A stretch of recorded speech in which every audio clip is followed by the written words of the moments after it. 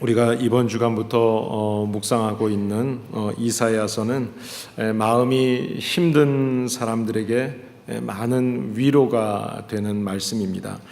그 이유는 이사야 선지자가 살던 시대가 참 험난한 그런 세월을 살았고요. 그 가운데서 하나님께서 많은 위로와 격려를 주심으로 그 위로와 격려를 받았기 때문입니다. 이사야가 사역하시던 그 사역 기간 동안에 보면 두 번의 다른 나라의 큰 침략을 당하기도 했고 국내적으로도 힘든 시기가 있었습니다. 그 중에 사악한 왕이었던 아하스 때는 거의 이제 침묵을 지켰고, 또 나중에 히스기야 왕의 아들이었던 므낫세가 왕위에 올랐을 때는 그 악한 그 세상의 우상을 숭배하는 그런 모습들 때문에 그 왕과 백성들에게 회개를 외쳤는데, 그러다가 뭐 50장 같은데 이렇게 보시면 그런 표현이 나오지만 매맞고 수염이 뽑히는 고통을 당하기도 하고 침뱉음을 당하는 그런 모욕을 겪기도 했습니다. 그런데 그러는 가운데 하나님께서 이사야를 위로하시면서 이사야에게 하나님께서 귀를 열어주셔서 성령의 감동으로 이 세상에서 고난당할 것을 알고 이 땅에 찾아오신 예수님, 그래서 친히 몸소 그 고난을 당하셨던 예수님, 그 고난의 종 예수 그리스도에 대해서 가장 많은 예언을 하게 되었고, 또 그렇지만 그 예수님께서는 메시아로 오셔서 우리에게 참된 미래의 소망을 주시는 분이라는 그 미래의 소망에 대한 가장 많은 위로의 메시지를 전한 분이 바로 이사야 선지자입니다. 그래서 이사야 선지자를 우리가 위로의 선지자, 위로의 예언자다, 이런 이야기를 종종 합니다. 그런 것처럼 이사야의 이름을 보게 되면 이사야의 이름은 여호와는 구원이시다라는 그런 뜻을 갖고 있죠. 이사야의 이름을 통해서 볼 때 이사야 전체의 그 주제와 참 많이 동일하다, 일치하다 하는 생각을 하게 됩니다. 이사야서가 시작할 때 이사야는 먼저 범죄했던 이스라엘 백성들에 대해서 엄중하게 심판을 선언하면서 시작합니다. 1장 2, 3절에 보시게 되면 자기의 백성들을 향한 하나님의 그 답답한 마음과 하나님의 분노를 볼 수가 있습니다. 하늘이여 들으라, 땅이여 귀를 기울이라. 여호와께서 말씀하시기를 내가 자식을 양육하였거늘 그들이 나를 거역하였도다. 소는 그 임자를 알고 나귀는 그 주인의 구유를 알건만은 이스라엘은 알지 못하고 그의 백성은 깨닫지 못하는도다 하셨도다. 4절에도 보시면 그들을 향해서 범죄한 나라여 허물진 백성이요 행악의 종자여 행위가 부패한 자식이다, 이런 표현을 하고 있습니다. 하나님께서 왜 이렇게 분노하시게 되었을까요? 그 이유는 여기 주님의 구유라는, 주인의 구유라는 그런 표현이 나오는데, 이것은 주인이 양식을 이렇게 담아서 주는 밥그릇을 이야기합니다. 그러니까 하나님께서 먹여주시고 돌보아 주셨는데 감사할 줄은 모르고 오히려 그 걸어가신 하나님 앞에 모욕하고 버리고 무시하고 그리고 거역하는 그런 모습들을 보게 된 것입니다. 그 죄악된 모습들에 대해서 9절 10절에 보시게 되면 소돔과 같고 그리고 고모라 같다, 이렇게 표현을 하십니다. 이어지는 1장 11절에서 13절 말씀을 보시게 되면 그렇게 범죄하면서도 하나님 앞에 나와서는 성전에서 제사를 드린다고 많은 제물을 하나님 앞에 드리고 있다고 이야기합니다. 그런데 여기에 대한 하나님의 판단은 내 마당만 밟을 뿐이다, 그렇게 말씀하고 있습니다. 하나님을 만나지도 못하고 그저 와서 마당만 밟고 가는 형식적인 의미 없는 백성들이다. 왜 그렇게 표현을 하셨을까요? 왜 그렇게 판단을 하셨을까요? 그 이유는 예배를 드린다고 성전에 하나님 앞에 나와 있지만 하나님의 마음, 그 예배를 받으시는 하나님의 마음과는 전혀 상관이 없이 자기들의 종교적인 어떤 만족을 위해서 그 성전에서 예배를 드리고 있다, 그렇게 이야기하는 겁니다. 하나님께서 이런 제사에 대해서 1장 13절 14절에 보시면 내가 너희들의 악을 행하는 것을 보면서 내가 견디지 못하겠다, 그리고 너희들의 그 모습을 보면서 피곤하고 정말 싫다, 그런 표현을 하십니다. 이 하나님이 하신 말씀들을 가만히 살펴보게 되면 너희들은 나를 거역했고 깨닫지 못하고 마당만 밟고 갈 뿐이고 기뻐하지 않고 내가 견디지 못하겠다. 그 모습을 보면서 내가 곤비하고 너희들의 기도를 듣지 않겠다. 이런 표현들을 하나님께서 사용하십니다. 이 말씀을 가만히 보게 되면 하나님의 마음을 알 수가 있습니다.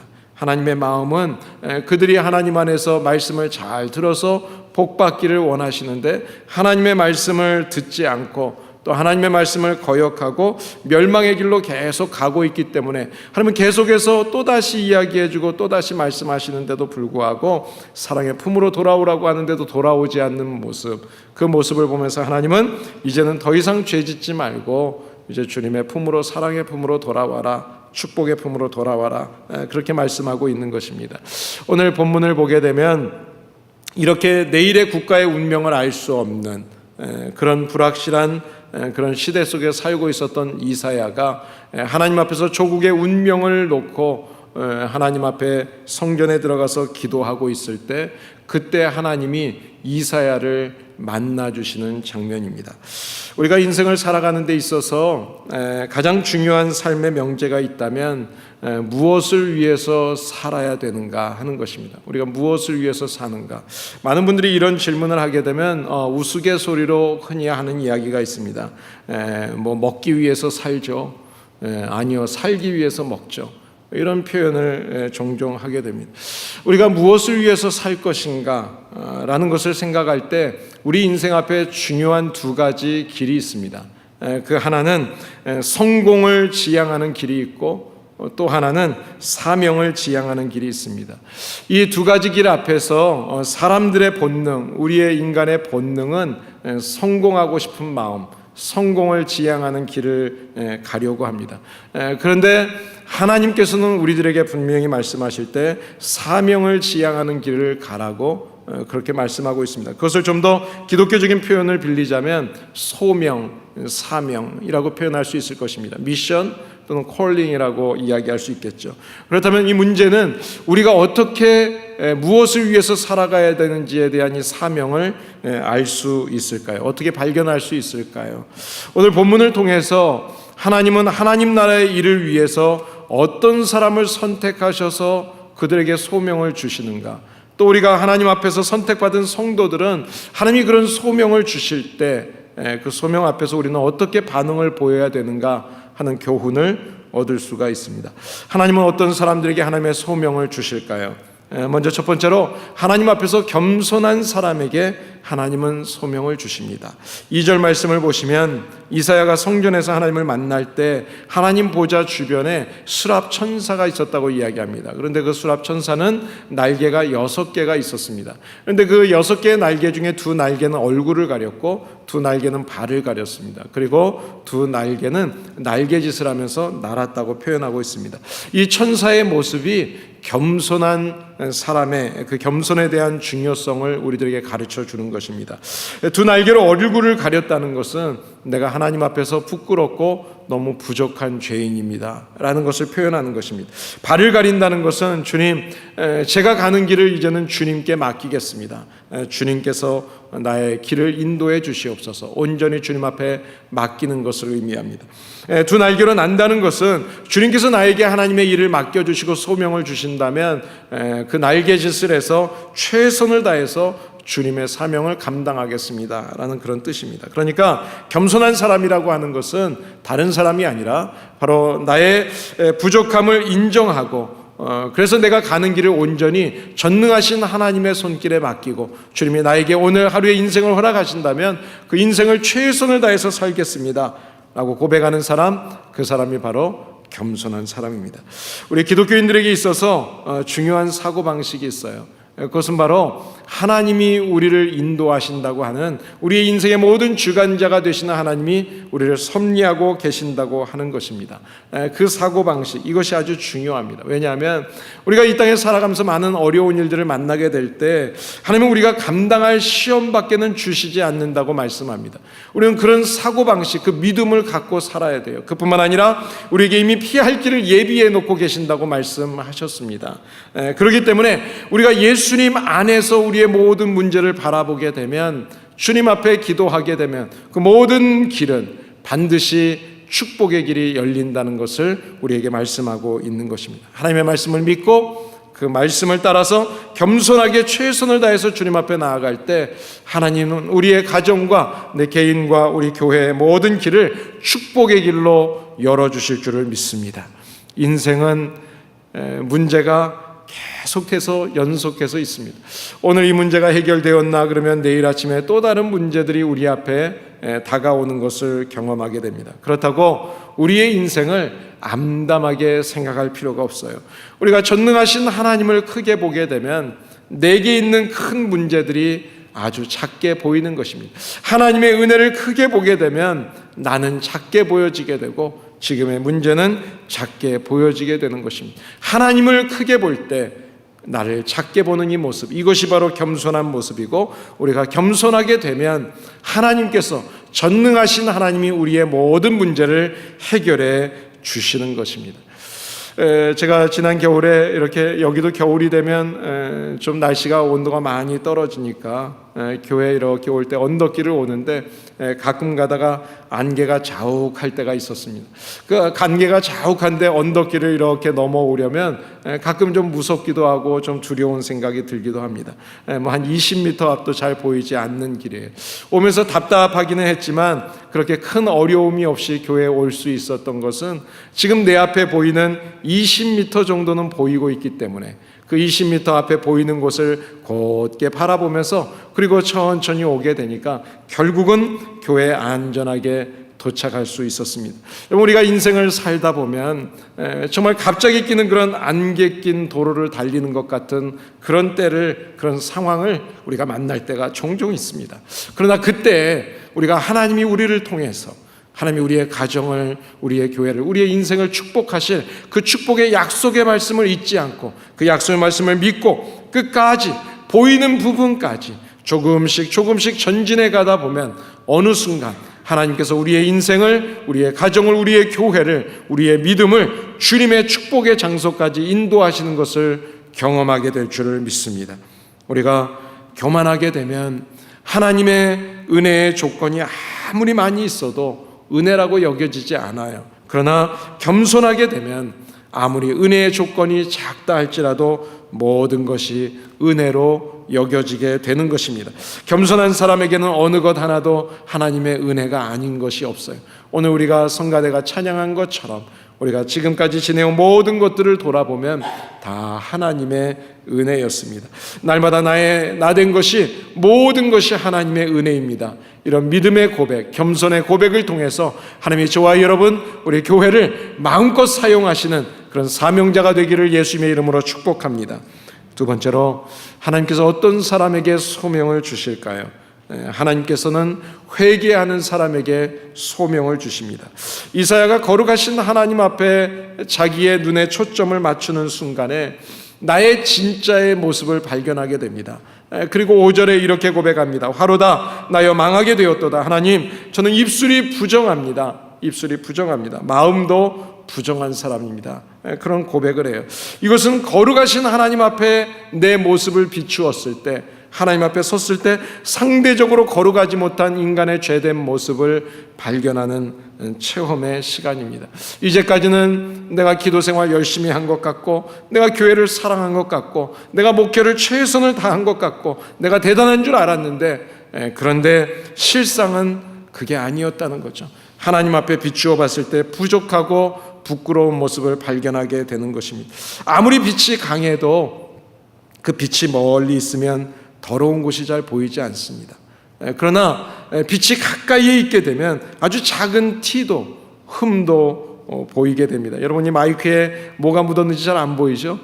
저는 매번 마이크를 쓸 때마다 제가 말을 많이 하게 되면 뭐 이렇게 침도 튀기고, 그래서 여러 가지 좀 더러운 것들이 보일 때가 있어요. 그래요.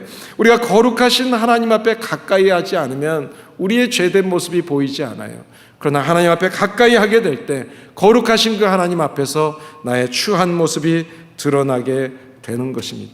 하나님께서는 우리에게 소명을 주셔서 어떤 사람을 쓰시기 전에 반드시 거룩하신 하나님 앞에 내 모습을 비추게 하시고, 그 모습을 통해서 나의 더러운 모습, 추한 모습을 보게 하셔서 죄를 인정하고 주님 앞에 회개할 때 하나님의 은혜로 거룩함을 회복시키셔서 주님의 일에 사용해 주십니다. 이것이 바로 이사야가 하나님 앞에 섰을 때 체험한 회개의 체험이었습니다.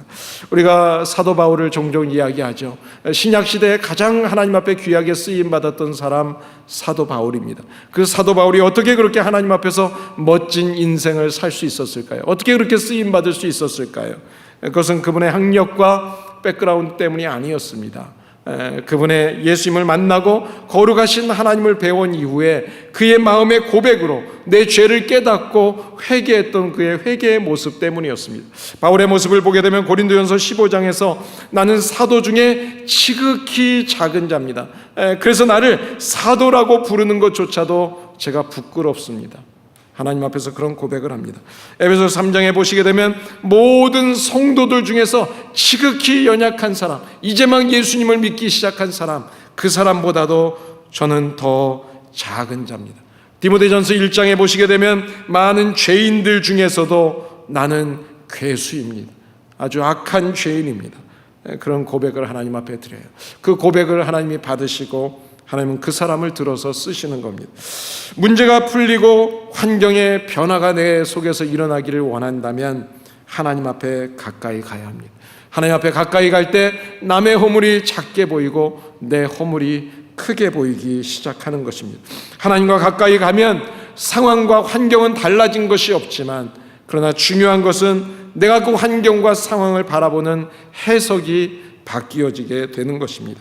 하나님께서 뜻이 있으셔서 나에게 이런 환경을 허락하시고, 하나님의 뜻이 있으셔서 나에게 이런 선택을 하게 하시고, 하나님의 뜻이 있으셔서 내게 이런 일을 당하게 하시는구나, 그것을 깨닫게 되는 거죠. 그렇게 나에 대한 환경과 상황에 대한 해석이 달라지고 있다면 그러면 지금 나는 은혜를 받고 있는 사람입니다. 하나님은 바로 그런 사람을 들어서 하나님의 일에 사용하십니다. 하나님이 나를 통해서, 우리 가정과 교회를 통해서 무엇을 준비해 놓으시고 어떤 일을 이루기를 원하실까? 나와 우리의 가정과 교회에 대한 소명을 발견하기를 원한다면 그래서 우리는 먼저 하나님 앞에 서야 합니다. 하나님과 가까이 해야 합니다. 그 거룩하신 하나님 앞에 내 눈을 주님 앞에 비춰볼 때 그때 내 자신의 모습이, 우리의 교회의 모습, 우리의 가정의 모습이 보여지게 될 것입니다. 그리고 회개의 기도를 주님 앞에 드릴 때 그 기도를 통해서 내가 변화되고 우리의 가정과 우리의 교회가 변화되기 시작할 것입니다. 이것이 바로 하나님의 소명을 받는 시작이 되는 것입니다. 오늘 6절 7절 말씀을 보시게 되면 하나님께서 회개의 고백을 들으시고 죄 용서를 선언하셨습니다. 내 악이 제하여졌고 내 죄가 사하여졌느니라. 여러분, 자기의 부족함을 깨닫는 것은 고통스러운 일이지만 바로 그때가 하나님으로부터 소명을 받는 은혜를 받는 때예요. 가끔 목사님 좀 요즘에 좀 열심히 없으신 것 같아요. 목사님 요새 좀 어떠세요? 그런 이야기를 들으면 내가 열심히 하고 있다가도 아닌가 하고 돌아보게 돼요. 다시 내 자신을 돌아보면서 나의 부족함을 깨닫게 될 때, 그때 하나님의 은혜를 체험하게 되는 것을 경험합니다.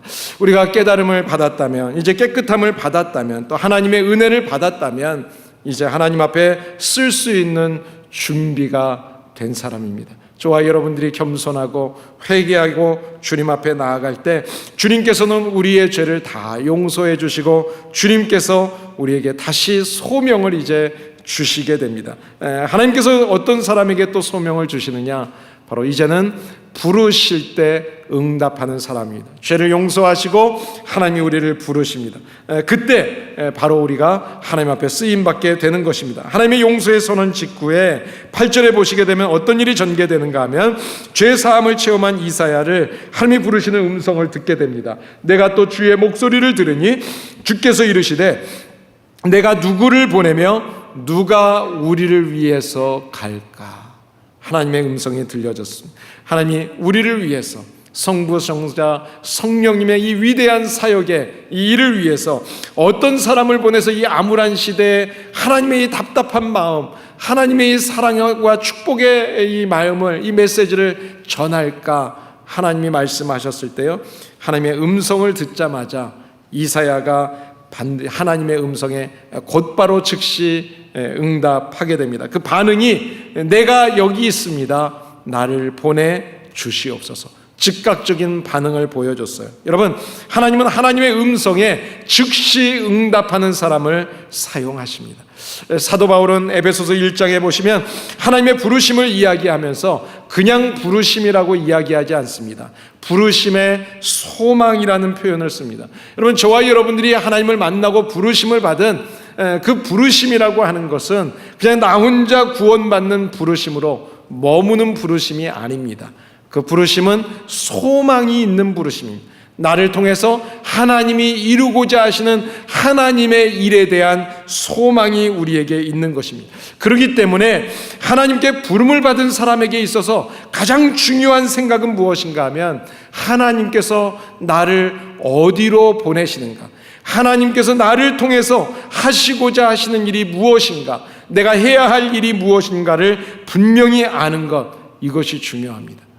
그렇다면 우리를 부르신 부르심의 소망, 하나님이 우리에게 가지고 계시는 그 소명을 주시는 그 뜻이 무엇일까요? 어떤 소명일까요? 그것은 바로 사람을 섬기는 일입니다.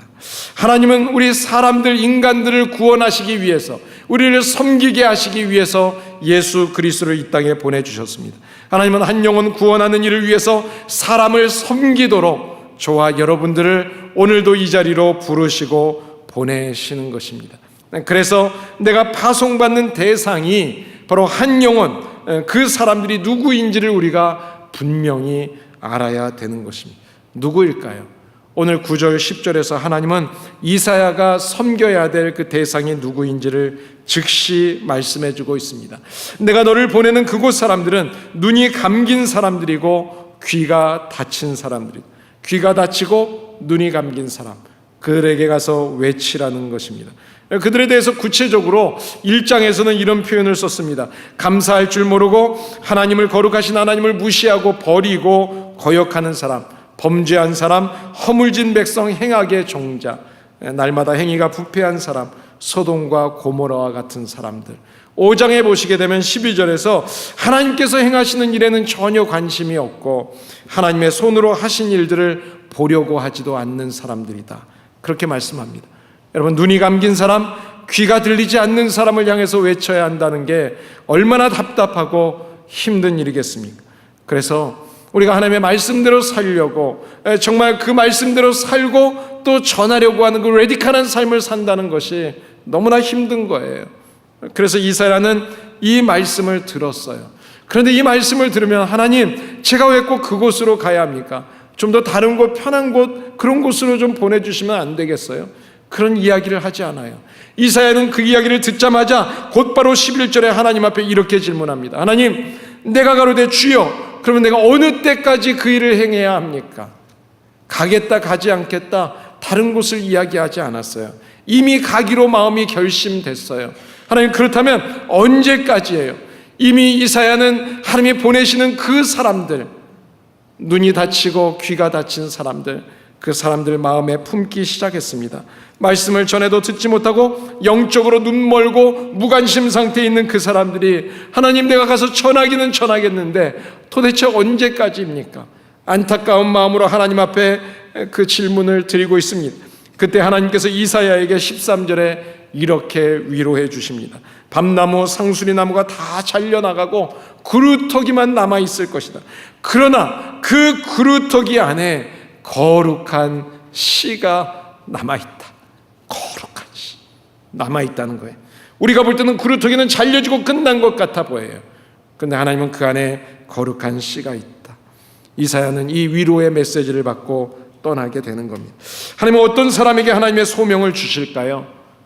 남은 자들에게 하나님은 소명을 주십니다. 4장 3절에 보시게 되면 시온에 남아있는 자, 예루살렘에 머물러 있는 자, 예루살렘에 있어서 생존한 사람들 중에서 기록된 모든 사람들은 거룩한 사람이라고 불리게 될 것이다. 훗날 그들은 거룩한 사람이라고 부르게 될 것이래. 여러분, 선지서를 읽게 되면 남은 자에 대한 말씀, 남은 자에 대한 개념이 자주 등장합니다. 이스라엘 백성들은 하나님이 주신 말씀을 어기고 범죄했습니다. 우상을 숭배했습니다. 불의를 행했습니다. 그러다가 하나님의 징계로 북이스라엘, 남유다로 나뉘어지게 되고 북이스라엘은 아수르에 의해서, 남유다는 바벨론에 의해서 멸망하게 됩니다. 이때 하나님께서 이스라엘을 다 멸망시킨 것이 아니라 언젠가는 회복시키신다는 것을 알게 하시기 위해서 남은 자들을, 그 가운데 일부를 남겨두셨습니다. 성경에서 이 남은 자라고 하는 것은 구원론적인 용어로 쓰이는 단어입니다. 에스겔서 6장에 보시게 되면 너희가 여러 나라로 흩어져서 가게 될 때 너희들 중에서 칼을 피하여서 이방인 중에서 남겨지는 자가 있을 것이라고 말씀합니다. 하나님은 엘리야 시대에도 바울에게 무릎을 꿇지 않았던 7,000명을 남겨두셨습니다. 바알을 숭배할 때나 포로기의 환란 때나 또 오고 오는 모든 시대, 지금 우리가 살고 있는 이 시대에도 하나님이 남겨두시는 사람들이 반드시 있습니다. 계시록에는 하나님의 보좌 앞에서 구원받은 흰옷 입은 무리, 그들이 바로 큰 환난 가운데서 나오는 자, 남겨진 자라고 말씀하고 있습니다. 성경에서 말씀하는 이 남은 자는 어떤 사람일까요? 이 남은 자들은 혹독한 환난을 견뎌내고 극복해내고 인내해내고 승리해낸 믿음의 승리자들을 이야기하는 것입니다. 이것이 바로 남은 자 사상이에요. 결국 구원이라고 하는 것은 바로 이 남은 자들이 받게 된다는 것입니다.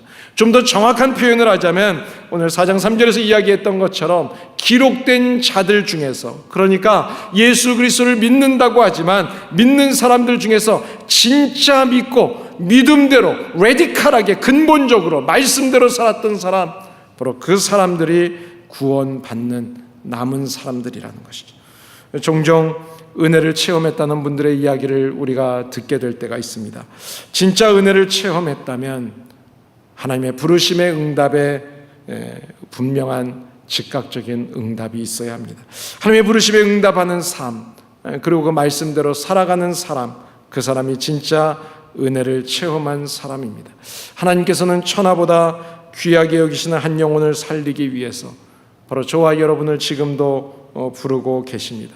그 음성이 여러분들에게 들려진다면 다른 때가 아니라, 나중이 아니라 지금 즉시 하나님, 내가 여기 있습니다, 나를 보내주시옵소서, 주님 앞에 응답하시기를 바랍니다. 주변에 가난한 사람들을 돌보겠다는 그런 마음이 생긴다면 그것이 여러분의 소명이에요. 여러분 주변에 장애우들에게 내가 관심이 가고 있다면 그것이 여러분에게 주신 사명이에요.